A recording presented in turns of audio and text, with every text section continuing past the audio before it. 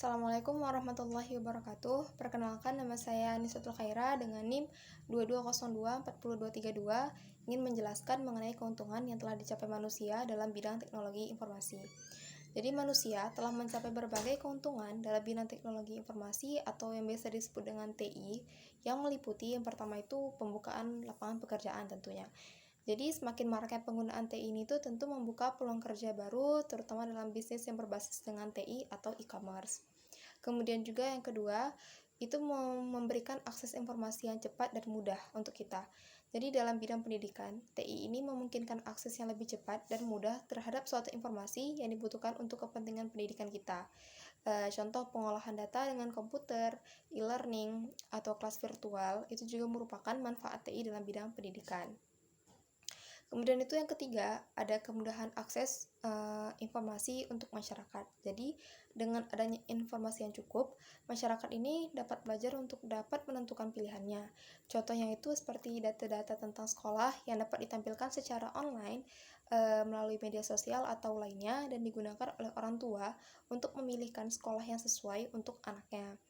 Kemudian itu juga ada peningkatan efektivitas. Jadi, ini tuh seperti peningkatan efisiensi juga dan akurasi dalam penilaian. Seperti perkembangan TI ini memungkinkan pengembangan teknik penilaian yang lebih efektif, efisien, dan akurat. Jadi terutama dalam pengumpulan data, penyusunan analisis, dan menghasilkan estimasi nilai yang bermutu.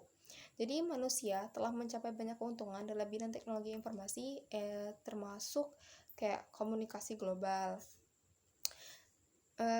Fasilitasnya seperti email, pesan instan, dan media sosial ini memungkinkan komunikasi instan dengan orang yang ada di seluruh dunia ini. Kemudian itu ada efisiensi bisnis. Jadi perusahaan menggunakan perangkat lunak dan sistem informasi untuk mengelola suatu inventaris, keuangan, dan sumber daya manusia untuk meningkatkan efisiensi operasional mereka. Kemudian itu ada pendidikan jarak jauh. Ini tuh teknologi informasi memungkinkan kita pendidikan jarak jauh dan pembelajaran online seperti yang kita lakukan ketika zaman COVID waktu lalu. Ini juga memungkinkan akses pendidikan untuk orang-orang yang di berbagai lokasi. Kemudian itu juga ada inovasi medis. Jadi teknologi informasi ini digunakan dalam riset medis, diagnosis, dan pengelolaan rekam medis yang memajukan bidang kesehatan.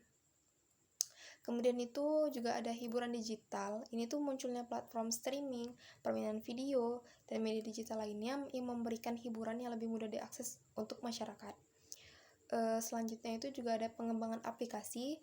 Jadi munculnya aplikasi mobile itu mengubah cara kita berinteraksi dengan dunia dengan memfasilitasi berbagai aktivitas sehari-hari menjadi lebih singkat dan lebih mudah juga tentunya. Kemudian ada pengembangan kecerdasan buatan. Jadi pengembangan kecerdasan buatan dan mesin ini pembelajaran yang telah membuka pintu kita secara lebih kompleks, mulai dari mobil otonom hingga asisten virtual seperti saya. Tapi yang perlu diingat bahwa bersama dengan keuntungan-keuntungan ini yang sudah saya sebutkan di atas, sebelumnya itu juga ada tantangan dan pertimbangan etika yang harus diatasi seiring dengan perkembangan teknologi informasi. Sekian dari saya, terima kasih. Assalamualaikum warahmatullahi wabarakatuh.